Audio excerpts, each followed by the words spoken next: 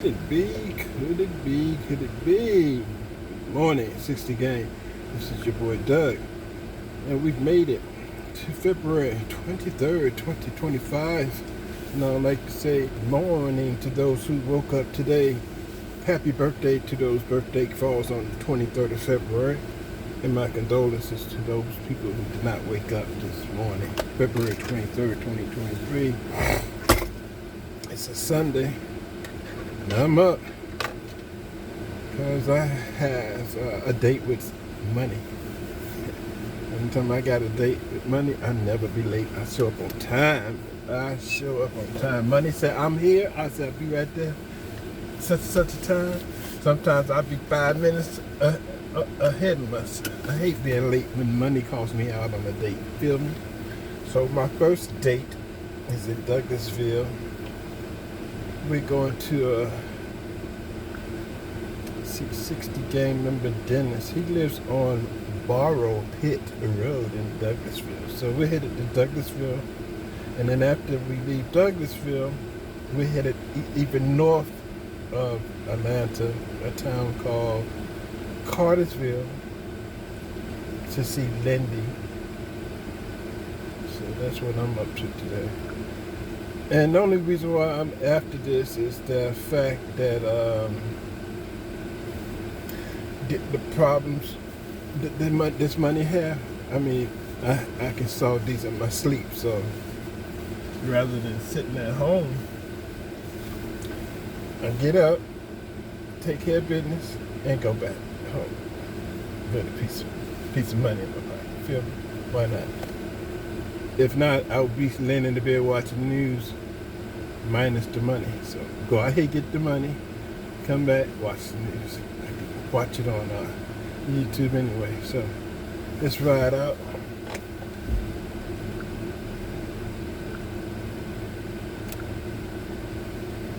Here we go.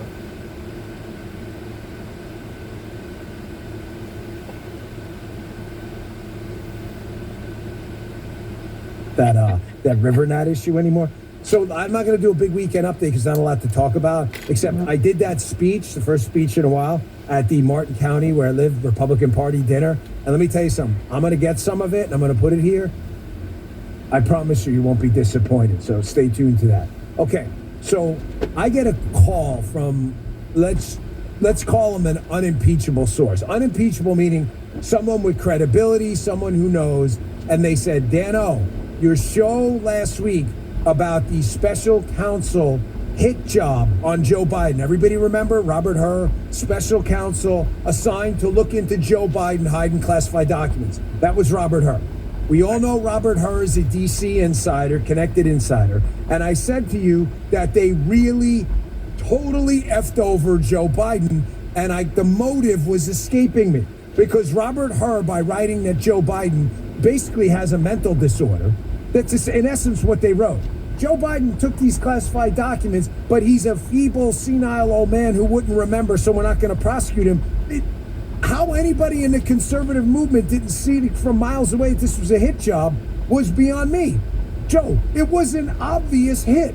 Now, when I don't know, I don't know. I was speculating, and I said, motive-wise, why would a DC insider, known for his DC connections, do a hit job on Joe Biden like this? And ladies and gentlemen, after the phone call, mind's absolutely blown. Blown. Gee, do we have a thing for like my mind blown? It's absolutely torn up. That was very true. You guys are great. That was so true. Joe goes, brilliant. The sound effects of the show. This show's so high tech. Folks, behind me, this is a TV screen. We spend exactly zero money on effects on this show because your content freaking sucks. Nobody's gonna watch it. Nobody cares how showy you look. So my mind was blown. We always do the bottom line up front, correct? Ladies and gentlemen, did Obama put out the hit on Biden? Because the evidence is everywhere. Oh. Joe, you didn't know I was going there, did you? Well, you didn't. I saw the title of the show. Well, I'm still. Yep. Obama, I shouldn't just say Obama. Did Obama/Clinton Inc. put the hit out on Biden? Did somebody say to Robert Hur, hey, man, you're one of us? He's not anymore? That's me. Want to have some fun today? Unflag it. Oh, unflag it. This is a quick unflag it. Unflag that sucker. So I get a call, right? And this, let's just say, friend who is in the know says, Dan, you remember this from the Spygate days and this and that and the other stuff? And he's like, why do you think that? And I said, oh, man, that's a good one. Was Robert Hur special counsel the hammer for Obama Clinton Inc., signaling to the rest of the world, hey, man, it's time to go. Tony, put up that New York Times thing, which it's a bigger story about the New York Times thing. We'll have to tell another time. Look at all these headlines. You think this is an accident? The challenges of an aging president. Mr. President ditched the stealth about the health. The question is not if Biden should step aside, it's how. Democrats can no longer stay silent about Biden. You think that's all? You think it's all an accident? Who put the special counsel hit out on Biden? Because by saying Biden was mentally incompetent to stand trial for a special counsel case where he unquestionably took classified documents, they put him in a spot, right? He has only 2 excuses or outs right now, Biden, and neither one of them is good. And frankly, I don't know which one is worse, and I hate the word frankly. Either Joe Biden is mentally incompetent and not a criminal, or Joe Biden is a criminal and not mentally incompetent. It's got to be one or the other. Is there any other way to describe what happened? Anyone else in the chat? Listen, a couple people were being funny guys with me yesterday. They're like, option C, he's a criminal and mentally. I get it. That's probably the case. But I'm just saying, you understand from the Biden team, they're not going to admit to option C that, yeah, you're right. He probably is a criminal and mentally incompetent. Forget that. I'm asking you to talk practically. From the Biden team's perspective, you understand how Robert Hur, the special counsel, nailed this guy's nuts to the wall. They have no out.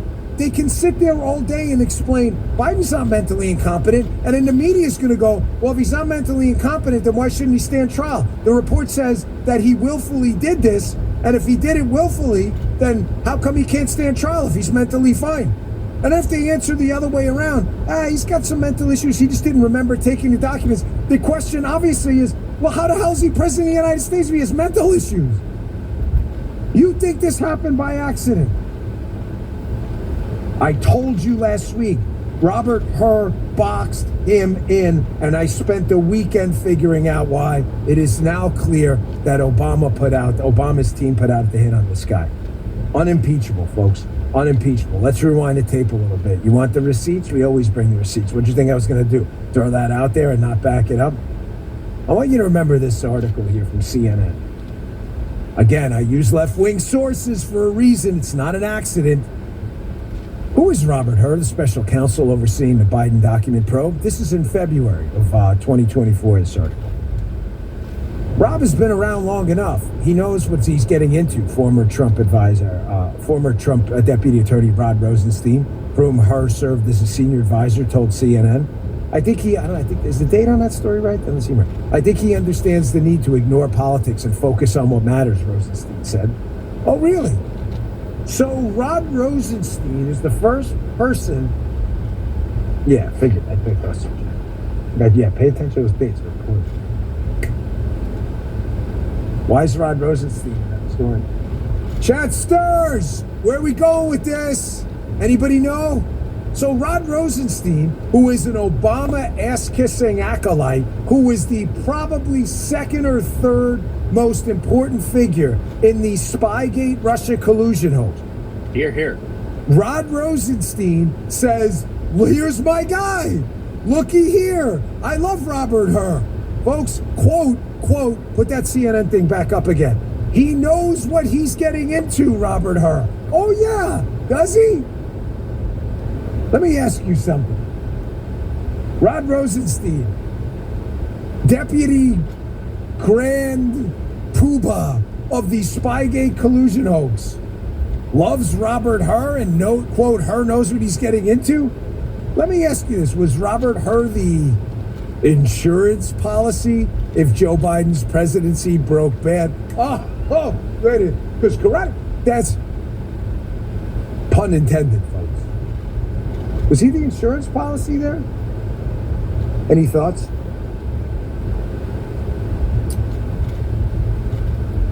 Oh, look at this part 2 of the CNN piece. Again, CNN. No, thank you. 2023. Thoughts. When the hell was it, February? At the Justice Department, Robert Hur worked with Rosenstein on Special Counsel Bob Mueller's investigation. Wait, what? At the Justice Department, Robert Hur worked with Rod Rosenstein on Robert Mueller's investigation into Russian interference in the 2016 election. What are the chances of that? Listen, Joe, you got that Pee-wee thing? Like, so weird. It's said with buddies. They worked on Bob Mueller's thing. They're working on the whole weird a little bit, isn't it? It's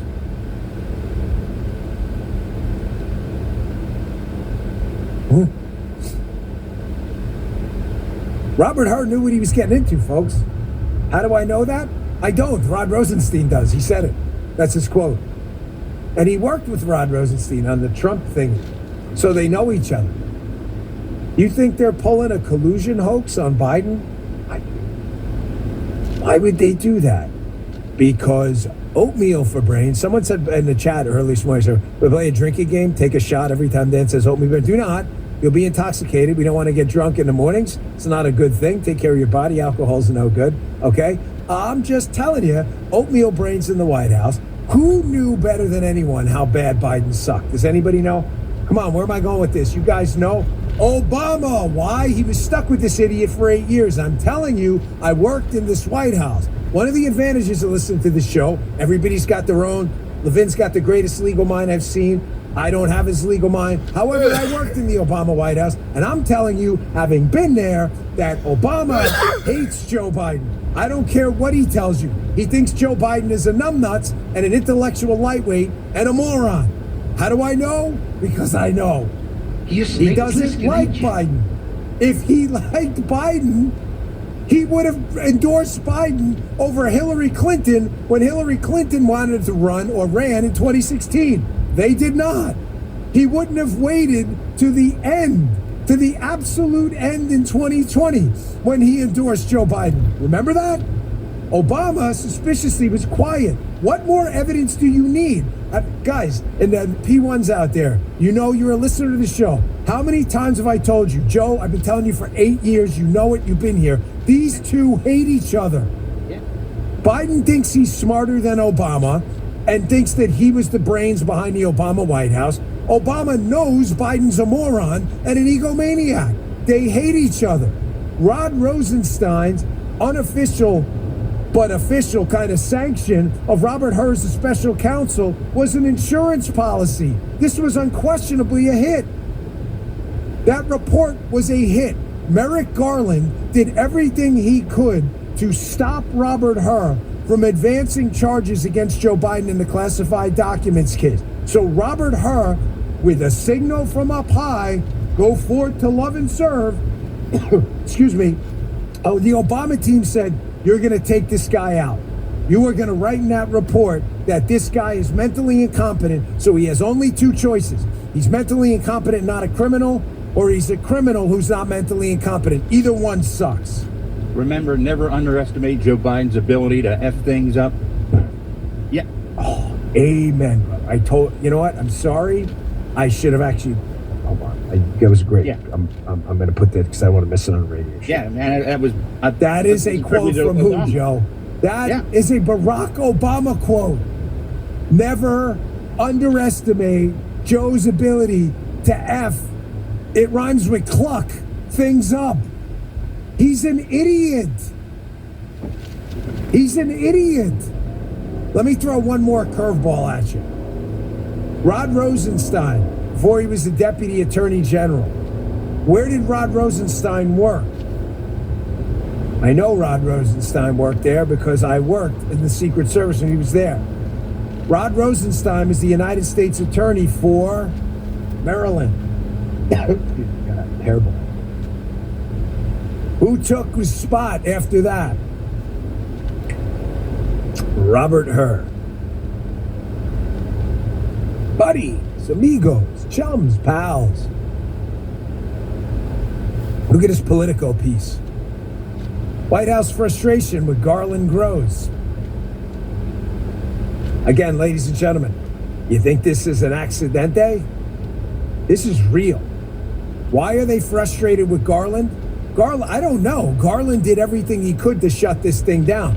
I'm telling you, the signal came from up high, from the real leader of the Democrat Party, Barack Obama, that it's time to take this guy out. That's why those New York Times headlines are out there. Obama, Clinton Inc. did this. I've got more receipts. I've got video. I've got articles. Folks, after today's show, you are going to be absolutely convinced of what I'm telling you. Well, by the way, I just said quick poll for the chat, because your voice matters to me. You guys are, and ladies out there, you know your shit better than anyone. Quick poll. With the morons in CNN, in a segment on Doge's cut, CNN newswoman Pamela Brown, a hot one on the left, who's supposed to know the news, really showed her ignorance when she didn't know who Sam Brinton is. Anyone who watches this show knows who Sam Brinton is. Roll a montage on Sam Brinton. Sam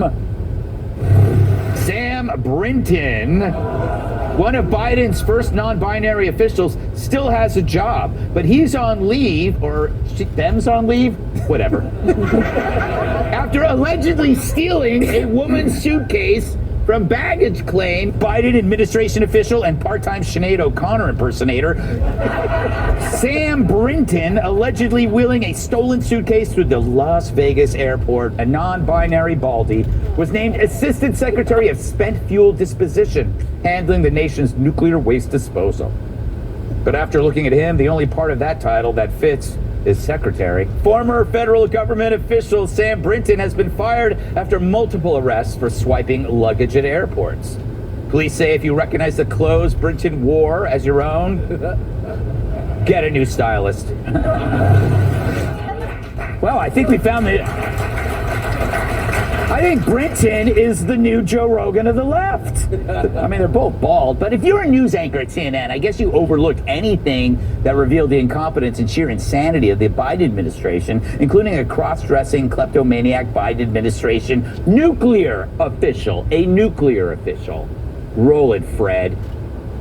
The government is trying to claw back several employees who oversaw nuclear weapons. You talk about nuclear secrets. You had a person who was in charge of nuclear secrets, a man who dressed up as a woman, would go into the airport and steal women's luggage, was overseeing those nuclear secrets under the Biden administration, and I never heard y'all say a peep about that. Again, man, I don't know anything about that. I'll be transparent. Elon Musk, you need to look it up.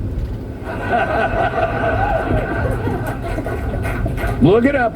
Don't do that. Do that on your home computer, because if you Google cross-dressing non-binary puppy play on your work computer, you'll get a visit from HR. Trust me.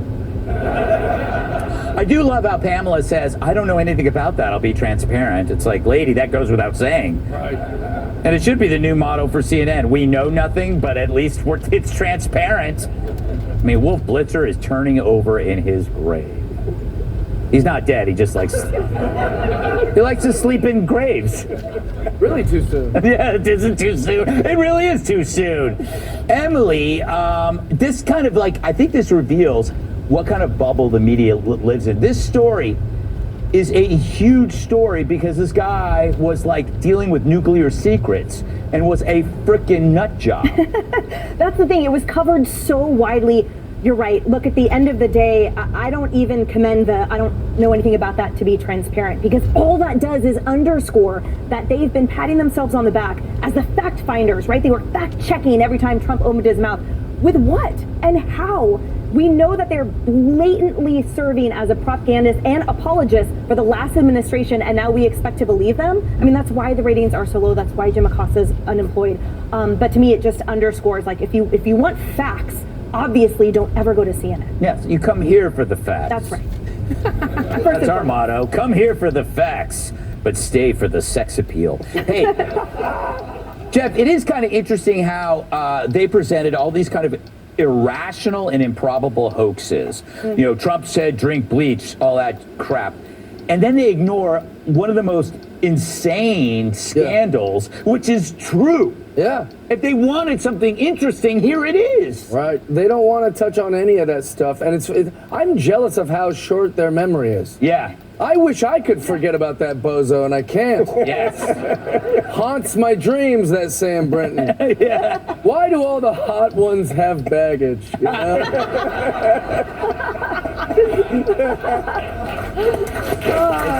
It's good. How did they hire him? Okay, a guy, he's got a mustache, he comes in a dress. Yep. How do you hire that person to protect nuclear secrets? They're unelected, by the way. Yeah. What they're trying to do what Disney did. That's what those 4 years were. If we hire someone that is in some sort of group that is unfair to criticize, right? Like Star Wars on Disney. If they make it woke enough, if you don't like it, they say it's because it's woke. That's why you didn't like it. That's what they try to do with everybody on their whole thing. Get a trans person to be in charge of nuclear. Get this lady who can barely speak to speak on behalf of the White House. And if anyone criticizes her, you must be racist. It's just that was their whole strategy for everything. I'm surprised he didn't get pardoned by Biden. How was he not on the list? By the way, not a he, an it. Sage, it is a good point that, like, you know, let's say you're interviewing this person. Yes. And you have to weigh your short-term career possibilities that you could get in trouble by HR if you say, I think this person is mentally ill. You know, I can't, like, so I will just hire this person and put our nuclear secrets in a vulnerable position because at least my job will be here for 2 years, 3 years instead of a month because I'll get in trouble. I'll be charged with like some kind of discriminatory practice. All in the name of diversity, equity, and inclusion. When I look at it, well, I think it's they. Yeah. It's a they? It's a they. It's a they. There we go. Many. First of all, I'm bitter because the red lip is better than mine. And we worked hard on this today, number one. I will never forget that video of they pulling Jeff's luggage through the airport like that. It was quite impressive, and I believe it happened on 3 different occasions. Yes. With almost $10,000 worth of luggage, and they has failed to be punished in any way. I don't think there's any prison time happening, right? But the point is, first of all, as a former anchor for a very long time, more than I'd like to admit, if you don't know something, let's not admit it on live TV. Right. I don't know, just go along with it. Don't say, I'm not aware of that. And in the name of transparency, first of all, that's our word. You guys don't know what transparency is. Do you know what you do if you don't know when somebody's saying, you just go, exactly. God. Yes, well, like that guy, Sam, exactly. You know, Joe, it's kind of do you give her credit for saying she didn't know? But it just tells you everything about CNN. Bad move, Greg. I always pretend I know everyone that someone's talking about. I've learned that lesson the hard way when I'm confronted with a former lover I've seduced. That happens, does that happen frequently with you, Joe?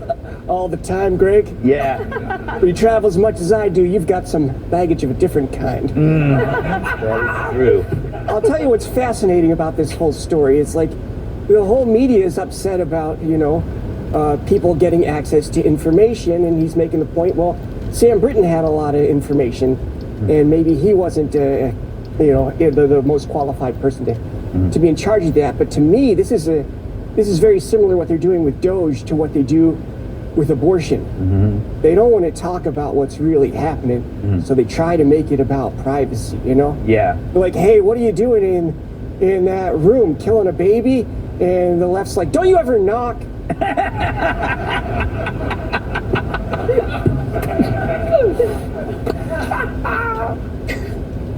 That reminds me of my only abortion joke. Knock, knock. Who's there? You'll never know. Oh my God. What? That's a great joke. Up next, stick around to see Mark Hamill's pants fall down.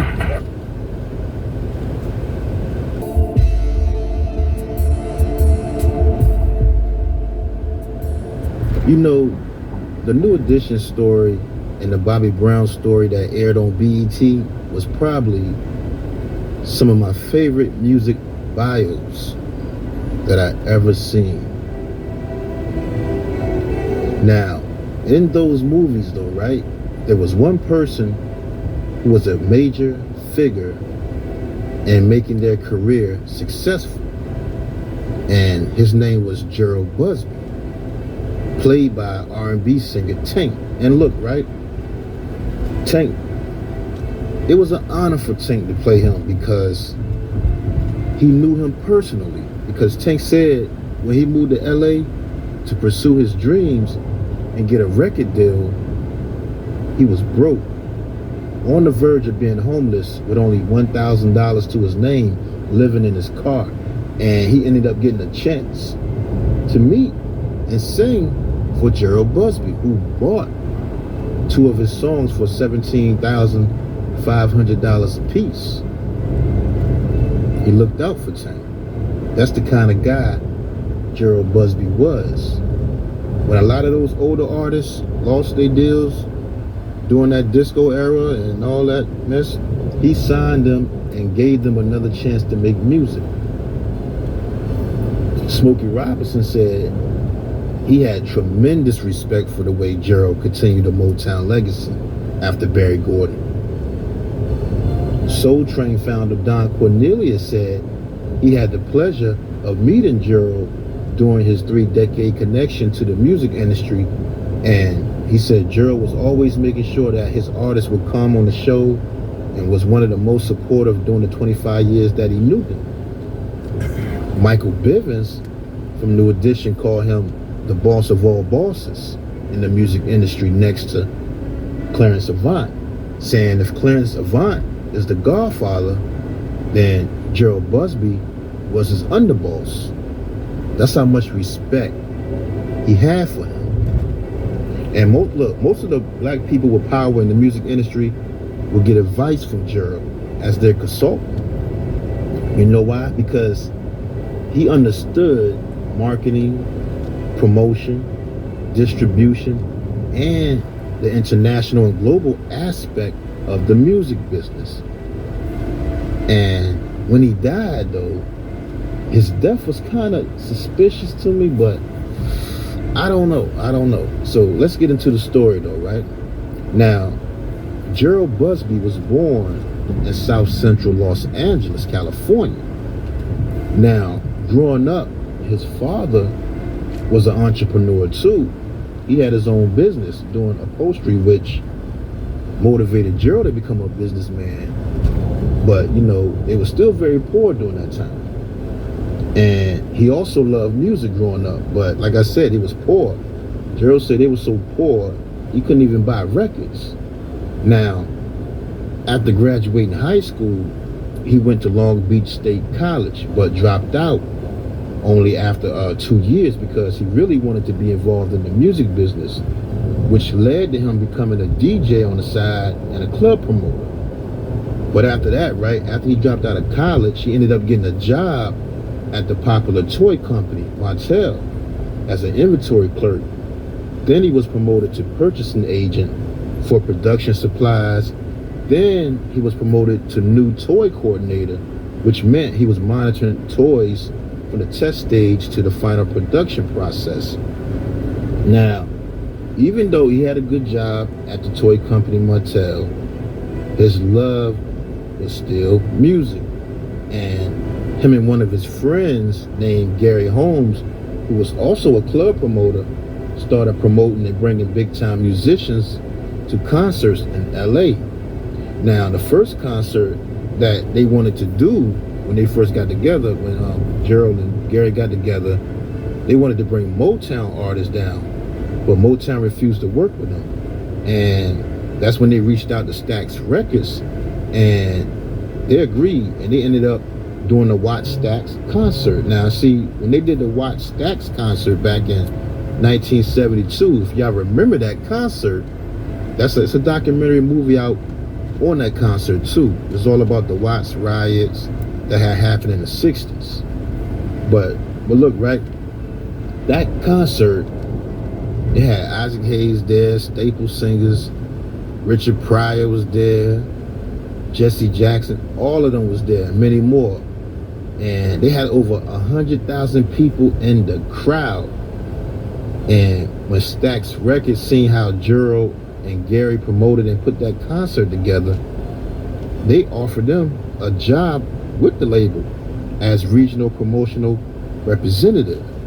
But you see, they really offered Gary Holmes the position, and Gary Holmes turned it down. He turned the offer down because he had a family at the time, and he felt it just wasn't enough money in the music industry. So he turned the offer down and recommended Gerald, and Gerald was happy and took the opportunity.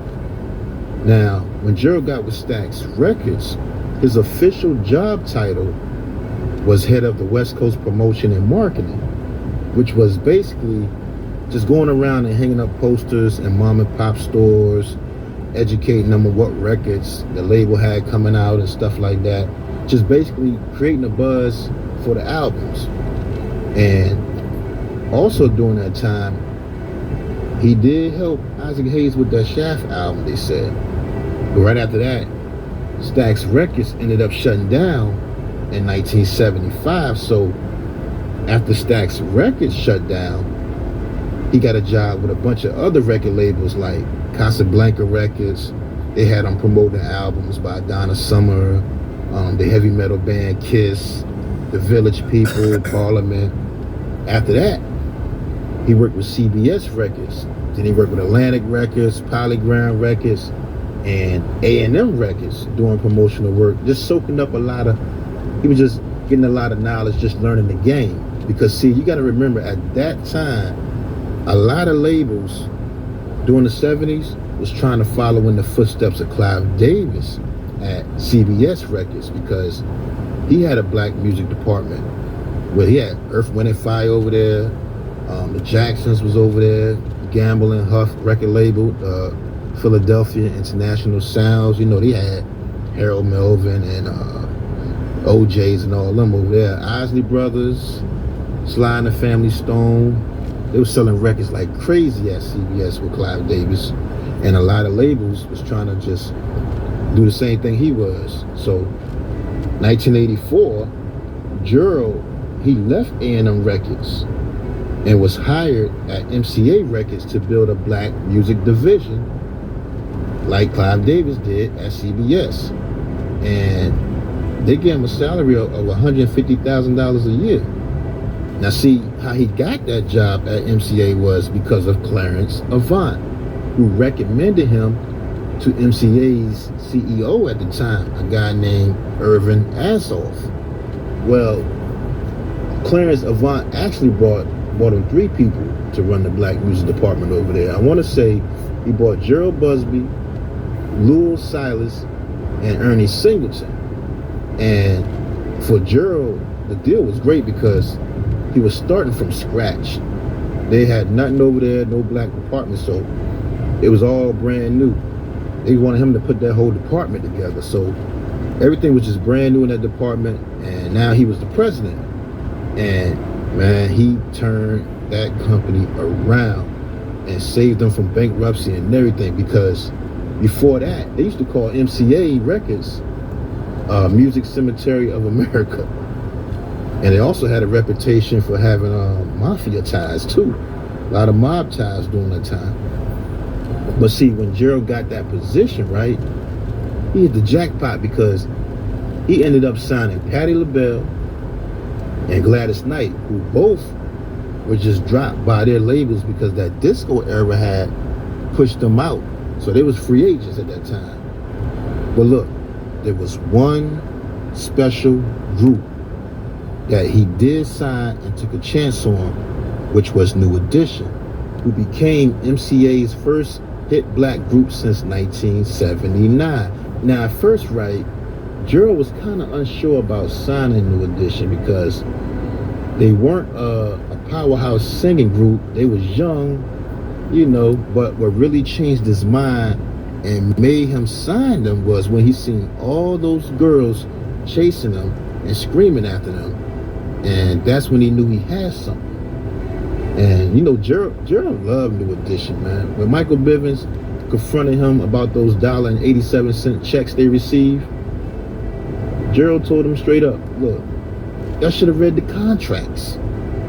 Because come to find out, their management had signed them to a production deal they didn't even know about. They wasn't even signed to MCA. Wow. They got to read those contracts.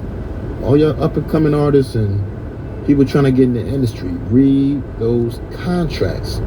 And that's when Michael Bivins started learning about the business, watching Gerald, which led to them firing their management, and they got new managers.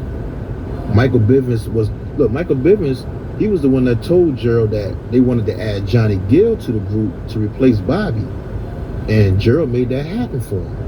And then when he put Jimmy Jam and Terry Lewis for that new Any Heartbreak album,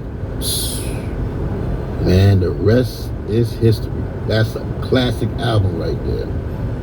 And look, even when the guys voted Bobby Brown out, right, Gerald was the one who told Bobby and his mother that he still believed in his talent. And he wanted to give Bobby a solo deal because he didn't want him to go back into the street life. He saved Bobby's life during that time, convincing him to go to LA and record his debut album titled King of the Stage. That's when he did the Girlfriend video and all that. And look, he just kept signing good, talented artists, man, all through the 80s. Jody Wiley, after she left the group Shalimar, he signed her. He signed Pebbles, which led to him doing business with Babyface and L.A. Reid. He signed Stephanie Mills, Bobby Womack, the Jets, who were successful in the pop and R&B world, had a lot of #1 hits. He signed Ready for the World. Bobby Brown had released his second album, Don't Be Cruel, which was the first major crossover hit for a new jack swing singer at that time. Took the world by storm when he dropped that album. Gerald and his team found Teddy Riley them. He helped Andre Harrell, who started his label Uptown Records through MCA. And the hits just kept coming. He had urban radio jumping and the pop charts. A lot of those artists was crossing over to the pop charts, making MCA records, man. They had, made 80 million during that time? Brought them right out of the grave, man. Basically, MCA became the blueprint that a lot of major corporations use for their black music departments. His success made other record companies start up their own black music divisions. Wow. A lot of white labels were trying to get them with Gerald Busby on their team. He changed the game, man. I'm telling you, this guy was unbelievable. So now check it, right? 1988 comes. Barry Gordy decides to sell Motown. He sells Motown for $61 million to MCA and another company called Boston Ventures, some white investors, right? I mean, Barry Gordy, he didn't want to sell, but at the time, the company was losing a lot of money. And, plus he was getting older, man. He was just tired of the headaches, so he sold it. He just looked at it like he started the company with $800 back in the, 59 or 60, something like that. He started the company with $800, and now he has $61 million. And he was just good with that. Even though, now look, a lot of black people, Bill Cosby, Jesse Jackson, they didn't like that he sold the company to some white investors in corporate America. But you gotta think though, man, but Barry Gordy, he's been in the music business since the early 60s or something like that. He dealt with a lot of stuff, man. I know he was tired. He dealt with racism, probably dealt with the mafia. Not to mention different attitudes from artists and everything for years. But he got a lot of backlash from a lot of black people like Bill Cosby and all them, but because he sold it to some white investors. But I would have thought, all the powerful black people at that time, like Robert Johnson at BET or Don Cornelius at Soul Train, would all came together and bought Motown. But hey, I don't know. But anyway, Barry Gordy sold the company, right? He sold the Motown name, all the music catalog, the masters, all the recording contracts, but he didn't sell the publishing at the time. He didn't sell the publishing though. He did sell it later on in life to EMI for over $100 million or something like that, but he sold Motown to some white investors called Boston Ventures, whose share was 70%, and MCA had 20% with a 10-year agreement to distribute Motown Records for a 25% fee. But here's the thing though, for that deal, right, that Berry Gordy made, in order for the deal to fully go through, Berry Gordy said he wanted 20% of the company to be retained by African American investors. So when MCA Records bought Motown for their 20% share of the company, they made Gerald the president and gave him 10% equity ownership in the company. Now he owns 10% of the Motown company. And they also made Clarence Avant the chairman of the management board. Now the president of Motown, right? The new Motown is what he was calling it. Gerald knew exactly what to do to make Motown one of the biggest black music labels again, using the same strategy he did at MCA Records, which was sign some young talent. That's when he signed the group The Boys, who ended up having back-to-back #1 hits, Dial My Heart, My Lucky Charm. He signed a group called Today, who were found by Teddy Riley, and they had the song Why You Getting Funky on Me, that was on the House Party soundtrack. But they also had a song called Girl, I Got My Eyes on You that hit #1 on the R&B charts. Now he also signed the trio girl group The Good Girls, who had a song titled Your Sweetness. I always thought the Good Girls was going to be bigger than what they were though. It was a pretty good group to me, but they didn't have a chance to shine. Now Gerald Busby signed Shanice, who told the story in the interview, right? Shanice told the story about how she was upset that Gerald Busby picked the song I Love Your Smile as the first single, which ended up being her biggest hit ever.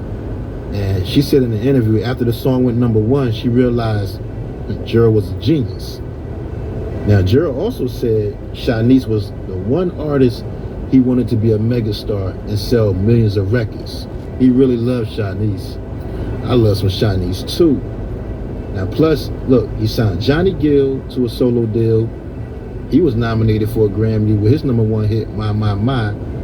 Actually, he brought The Boys, the group Today, and Johnny Gill with him from MCA Records when he took the president job at Motown.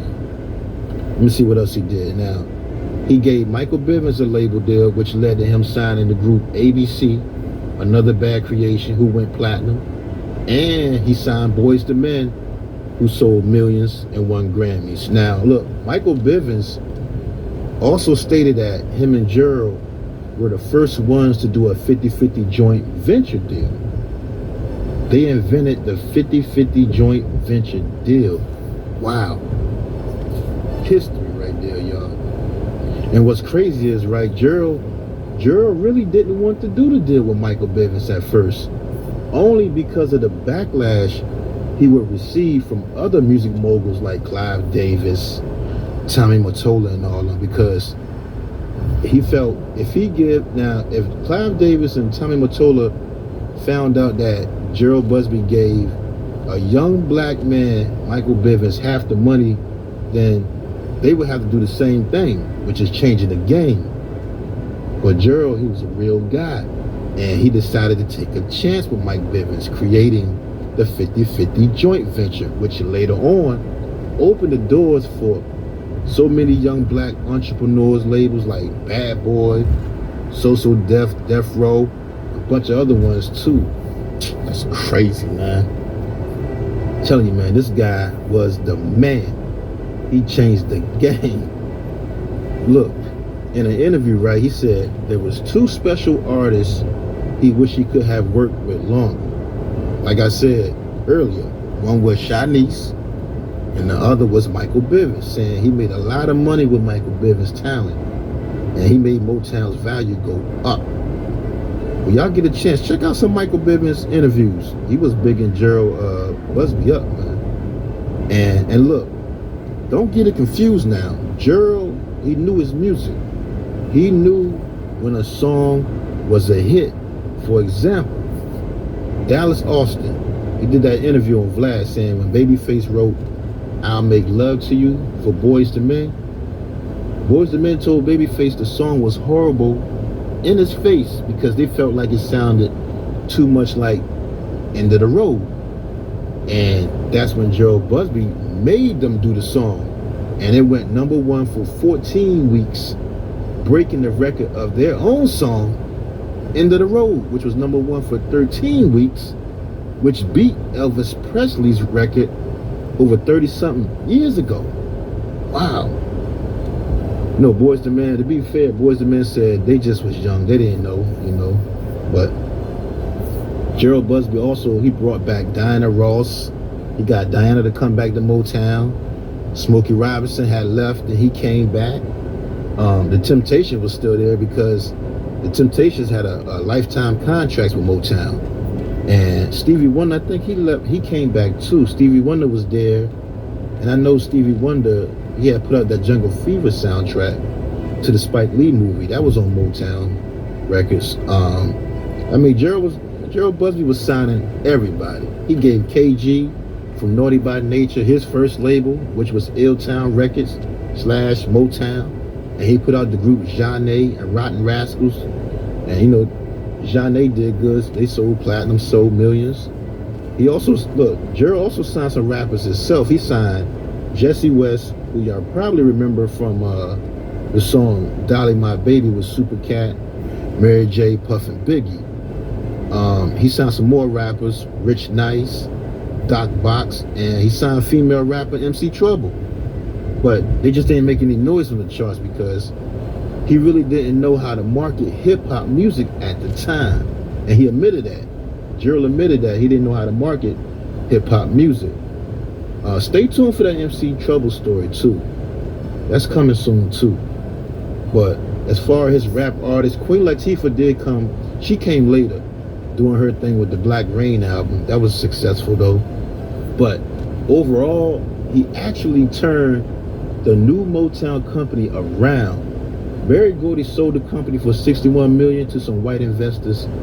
And when Gerald got it, him and his staff generated over $150 million for the company. Wow. And most of the acts he had signed went gold or platinum.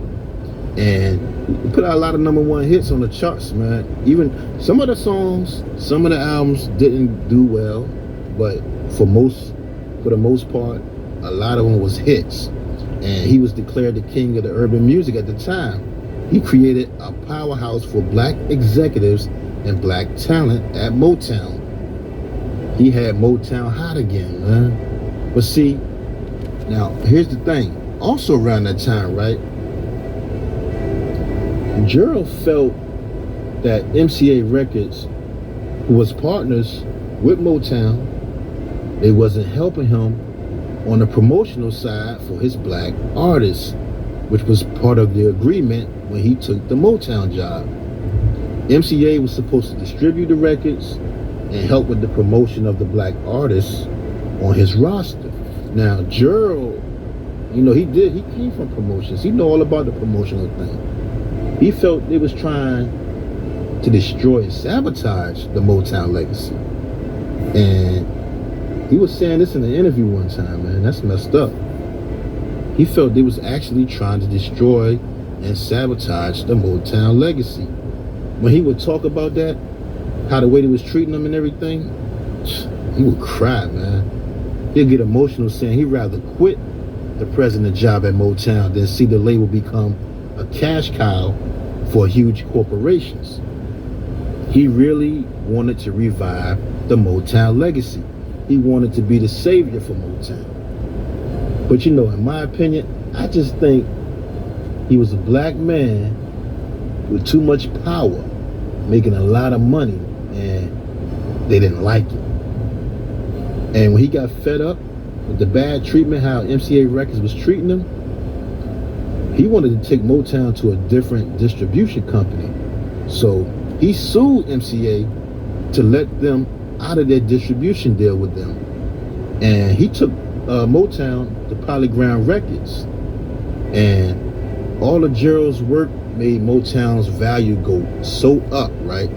The value, which led to Polygram Records buying the whole Motown company for over $300 million now. Wow. And remember, Gerald had 10% ownership in Motown at that time.